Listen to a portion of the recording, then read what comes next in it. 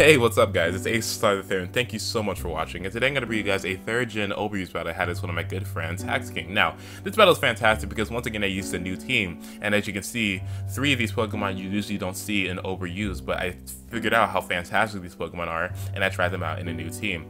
And basically, we were both making really excellent plays, so I really do hope you guys enjoy this amazing 3rd gen battle. Now, if you look in the description, you'll see something called DAT question, basically just a question that I asked to get your guys' opinions on things. So please be sure to go down there and check that question out and answer it in the comments below, but only do that if you have the time to. Now, if you look at this team, as you can see, Articuno, Porygon2, and Camerupt are things that you usually do not see in OU, but the thing about these 3 Pokemon is that they're really great counters to common OU Pokemon, such as Articuno being a great counter to Swampert, Porygon2 being a really good counter to the Flygons and the Salamence and the Blissies and the Snorlax even, and Camerupt is a really good excellent counter to Zapdos. So I hope you guys will look at this weakness to resistance chart and see how many excellent resistances I have. Now, it's kind of bad because I don't have a resistance to flying and I don't have a resistance to water, both of those being sort of common types, but the good thing about it is that all flying type moves are physical, so that my Swampert and my Fortress can take those quite easily, and all water type moves are special, so that my Articuno can take those quite easily too, because of its massive 125 base special defensive stat. So I hope you guys enjoyed this amazing 3rd gen battle. Please be sure to stay tuned to the end of the video, and thank you guys so much for watching once again. So let's go. Now, I don't know if you guys can feel it or not, but because X and Y is coming out, I feel a lot more of a breath in the life of Pokemon. I really do feel it, and it's great. So anyway, he's going to lead off with a Zapdos. I'm going to lead off with my Swampert. I'm going to go for an Ice Beam immediately because I don't want to over-predict so early in the game, and I'm not sure what Zapdoses can do, especially because they have so many different things they can do. So first he goes for a Substitute, so I'm assuming this might be a Baton Passing one, but I can't be too certain because I don't know. It's the first turn. So he does happen to have Baton Pass as he goes out into Drew Carey. Now, first of all, I know he was trying to put Drew Carey. That's not how you spell Drew Carey. Drew Carey? That's just like some feministic, foreign way of saying Drew Carey. Yeah. God. So I'm gonna go out into my Star Spirit knowing that I can take a Body Slam or any kind of moves that he was gonna go for. So I go for his Spikes as he switches out into his Zapdos. Now, I know that he was gonna set up another Substitute. I didn't care too much at the moment. I just wanted to set up my layers as Spikes because it's indicative that I do that. Because first of all, I have a Gengar to block spin block, you know, to block the spinning.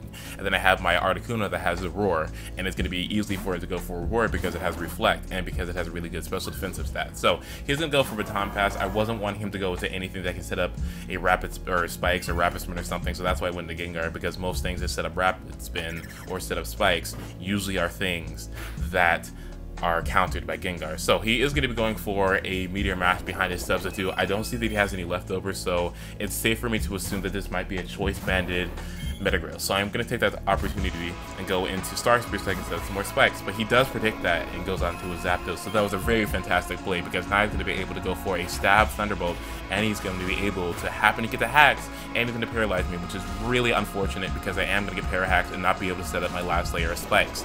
I needed that to happen because I needed to be able to go for Roar and maximize my damage output so that the rest of my Pokemon will be able to take out his more effectively. But because I am unlucky and because that 25% chance happens to be so much, I didn't get to set up my last layer. But now I get to do that, but at the cost of him setting up his Substitute, and now he's going to have a safe switch into nearly anything he wants to. So I'm not sure whether or not he was going to go for a Thunderbolt or not, so that's why I went to my butt word, mainly because I wanted him to be more inclined to Baton Pass out because he was really threatening staying in there. And then he goes out into a Snorlax, which is really unfortunate. I tried to go for a Hydro Pump because I figured my Hydro Pump could hit anything that comes in at this point, except that Snorlax, so it wouldn't have broken its Substitute, and I basically just wasted a little bit of power points, but regardless, it's okay. So he is going to be going for a Body Slam behind his Substitute. Unfortunately enough, I'm not going to get paralyzed, but he does get a critical hit, which is really, really bad because my team, this one, as you notice, doesn't have any Grass types, so I don't have any Leech Seeders, and then this team doesn't have any Wishers on it too. I can't tell you how freaking like worried I was because I know how I really need those moves, and I haven't had those moves without on my team for really like ever, and then I don't have them, and then something like that happens. And as you saw then, I missed my Toxic, which is really bad. Like, I needed that residual damage onto this thing, but because I didn't poison him, I still had the opportunity to go into my Gengar and hopefully bait a Will-O-Wisp so I can go for Will-O-Wisp. hopefully. But anyway, I wanted to bait, see what he was going to do, and then I took the opportunity to go out into my Aurora Ice. I was either going to go for a Will-O-Wisp and then take that, or I could have went into my Aurora Ice and then safely set up a Reflect. So I figured the most effective and safe thing for me to do, and the most synergetic and logical thing to do, would be to set up a Reflect so that my team can be more defensively inclined to take his moves, since most of the things on his team are physical. So anyway, he goes on to his Metagross. I know that this thing is going to be quite an issue, so I'm going to go into my very Moo Cow, which is my Camerupt. I know that Camerupt can take a Meteor Mash or an Earthquake or a Rock Slide because of the Reflect that's up and because I have a little bit of a defensive investment and a lot of HP. So he is going to go out into his Salamence. It's kind of bad. I was going to go for a Fire Blast, and I was hoping that I could do as much damage as possible, and I do maximize my damage with a critical hit, which is fantastic because I know that now this is going to be a 2-hit KO onto this Salamence, and I know I don't have to worry about it as much, because I know that if you set up a couple of Dragon Dances, and if I didn't get the opportunity to set up a Reflect with my Articuno, then this thing can easily sleep through my team, or I'd have to sacrifice my Fortress. So fortunately enough, that big threat is gone at the cost of me losing a lot of HP, but it's okay because I am a rest talking kind of Camerupt, which is why it's such a great Zapdos counter, because Zapdos really can't hit it well with anything if it has Hidden Power Grass or if it has Hidden Power Ice, because both of which are neutrally effective on Camerupt. Now, I go into my Aurora Ice because, like I said in the beginning of the video, or Aurora Ice or Articuno is very, very effective against Swampert, because Swampert usually cannot do a thing to it.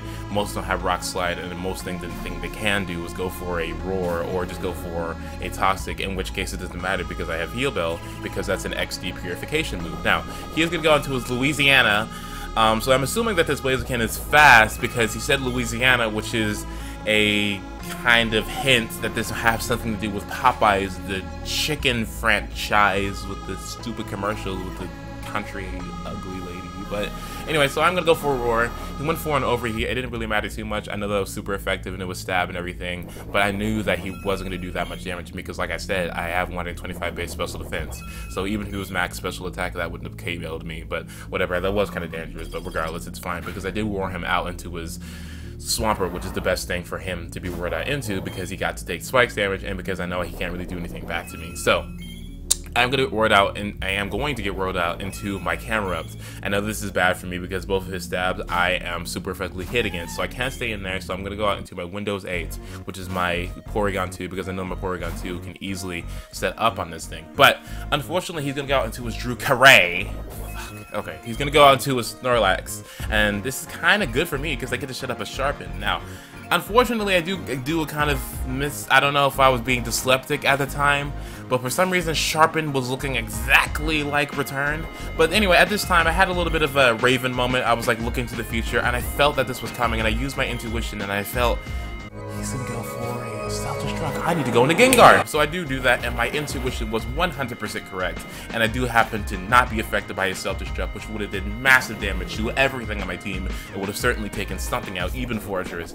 And I do go into the right play and go out to Gengar. Thus, I'm not going to be taking any damage at all because Gengar is immune to self-destruction and massive explosions from fat Pokemon. So I'm going to be going for a Overheat onto his Blaziken. I figured that this thing might have been either naughty or mild, either or. I knew that it would have did a lot of damage because it had to be like a mixed kind of set. But he is going to be living it with a sliver of HP, unfortunately, and he's going to be getting off a Overheat with a critical hit and over Blaze range, which is just like, why is it this powerful? There's no reason for it to be that powerful. So he accidentally did a misclick, and he went for an Overheat. He did not mean to go for an Overheat. He meant to go for a Sky Uppercut. Either or, I would have lived because because I have a defensive investment, and I know he probably he wasn't gonna kill me, so I already calculated it wasn't gonna happen. So he is gonna go out into his Metagross. I know that this is kind of bad because this thing might be going for a explosion, and now that I don't have my Gengar anymore, he knows that he can safely do that without having to worry about much. But he is gonna go for the Earthquake, which I would have not gone for if I was a choice banded Metagross, because I have something on my team that can resist. There's just immune to ground, and so now since spikes are up and he seems to have no way of actually rapid spinning them away, he just wasted 25% of his health doing nearly nothing. So that's great for me, but kind of bad for him, which is why I think that play was like one of the most questionable ones in this battle. Like, why would we go into that in Earthquake? But anyway, he is going to go into his Zapdos. I know I can take a Thunderbolt, but I'm not going to stay in and take that because I'm not that bold and because I need my thing around my Articuno so that I'm going to be able to safely counter that Swampert, because that Swampert is still quite an issue. So I'm going to fire out my Fortress. I really didn't have to. I could have saved it later as explosion fodder, but I didn't want to do that because I just wanted to save switch in. I just didn't.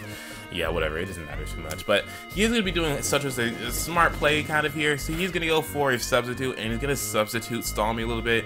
If you guys are kind of like, or he's a noob or something, because substitutes, whoever uses substitutes, no. He's doing this for a really good reason, because he knows, because I idiotically put, well, it wasn't idiotically, but I did put Fire Blast instead of Flamethrower, which means that the amount of PP I have is significantly lower than Flamethrowers at 8 to 24. You know, in PP points. And because he has pressure, he knows that he can go for only like 4 substitutes altogether, at which point I will run out of moves that I can hit him with, because the only other moves that I have are Earthquake, Rest Talk. Yeah, Earthquake, Rest Talk, so I can't really hit him with anything else. So he did really do a smart play right there. But I wasn't going to waste my last Fire Blast. I wanted him to bait that I did, but I think he knew that I still have 2 left. But anyway, he is going to be going for a Thunderbolt. He's going to do quite the amount of damage. I did not mean to go for a Sharpen. I meant to go for a Recover, because I knew this would do a massive chunk of damage. And unfortunately, I am going to be taken down to about half. Now, it's fortunate enough for me because his Zapdos isn't doing to the point where he's doing more than half, so I'm going to be able to recover. But the thing that needs to happen here is that I don't get paralyzed, or if I don't get a critical hit, because if either of those happen, then most likely I'm not going to be able to go for a Recover each time, and it's going to be bad for me because I won't be able to go for a return and break his substitute. So he is going to be going for more Thunderbolts. Fortunately enough, this is great for me because I traced his pressure ability, so now he's most likely going to be wasting a lot of PP if nothing goes bad. And it's going to be good for me because later on he probably won't have anything else to attack me with, because he wasted so much PP on with his Thunderbolt. So now I'm at a point where I just need to go for one more, and if I know if I go for a Recover, I know we'll be at full health, so then it will be a safe opportunity for me to go for a return, in which case it'll be pretty awesome because they'll take out that substitute, which is just really bad because nothing in my Pokemon team so far can attack this, can really just take the 2 Thunderbolts, 2 8 Power Ices or something, whatever he has, so whatever. Anyway, he is going to be going for a Thunderbolt, not going to be too much damage to me. I am going to be taking him out with a return, a stab return, which is going to do a massive chunk of damage because of Porygon2's amazing stab that it has and that it has Sharpen. So he is going to go for one more Thunderbolt. I'm not going to recover stall him this time. I'm just going to be taking him out with a return, and I'm still going to be living with 100 HP plus the leftovers, which is pretty wonderful for me because Porygon2, even though it's not as bulky as it is in 5th generation, it's still quite bulky. Now here's where I make a really big mistake. Because I'm dyslexic, I once again misclick and I go for a Sharpen. I don't know why I kept on thinking that Sharpen was Recover or something, but I Sharpened, unfortunately, and I am going to be losing my Porygon2 because it's at such a low amount of health that a Torrent, what's it called, Hydro Pump will be able to take me out, which is just bad. I think anything he would have went for besides Ice Beam would have taken me out. So I am going to go into my perfect counter, which is my Articuno. I'm going to be going for a Reflect first, just in case that Metagross is faster than me. I want to be able to hopefully live a Meteor Mash or something else on my team, hopefully living it, so that I don't have to get swept and lose the battle because of stupid decisions like not going for a Reflect and just trying to kill him. So now I'm going to be doing the smart-ish play, going for a Roar. I know that he wasn't going to be doing too much damage with this Hydro Pump, but he did get a critical hit. But fortunately enough, I do live with 8 HP, which is really fantastic because I am going to be able to war him out into his Metagross. Now he can't switch this thing back in anymore, and hopefully I was going to be faster, and I was faster, so this Metagross, obviously it was fully invested into his HP, because if he was invested a little bit into speed, like how Smogger says he would have, then he would have been faster than me, thus he would have been able to go for a Meteor Mash and take me out, which is why I set up the Reflect, because with Reflect up he wouldn't have been able to do that much damage, because Reflect has the attack of the Pokemon that's attacking on the opposing team. So I'm going to be finally taking him out with the last Ice Beam, which is pretty fantastic, and I do in fact beat HaxKing. Now that battle was just great, wasn't it? Except this Drew Carey is not Drew Carey. That's just wrong. That is simply wrong. I can't get over that. That's just not the right way to spell it. But anyway, I hope you guys enjoyed that amazing 3rd gen battle. Please sure to like if you like it, dislike if you dislike it, comment if you're cool, subscribe if you haven't, share if you have the balls, and favorite if you are Fortress. like I said earlier, the community is getting revived quite quickly with this X and Y news and everything. Everyone is coming back. Everyone's uploading a lot. You see a lot of people commenting. You see a lot more like viewers and everything, subscribers. It's all fantastic right now, and it's all thanks to this game. So I really do appreciate the fact that Game Freak made this new game when they did, because the anticipation is bigger than I've ever seen before. And I've been playing Pokemon since it came out. Well, not since it came out, because I was born when it came out, but you know, for the majority of my life, and this has been the most hype I've ever seen. So anyway, please be sure to stay tuned for more Pokemon Emerald playthroughs, or Let's Play, Expert Let's Play. I'm going to be uploading those quite recently, or quite I guess often, because I have a lot of parts, and thus I have more things to upload, and it's not as hard to find, you know, walkthrough parts as it is to find Wi-Fi battles. But anyway, I hope you guys enjoyed this battle and everything. Like I said, it was fantastic and everything. Please be sure to subscribe if you like 3rd generation, because there's going to be more of that to come all over the place and everything. So I really do hope you guys enjoy this amazing 3rd gen battle. I hope you guys are going to have a fantastic day once this video is over, and be sure to just go out there and boom. But anyway, thank you guys so much for watching one more time. This has been AceStar the 3rd. Have a wonderful day, and goodbye.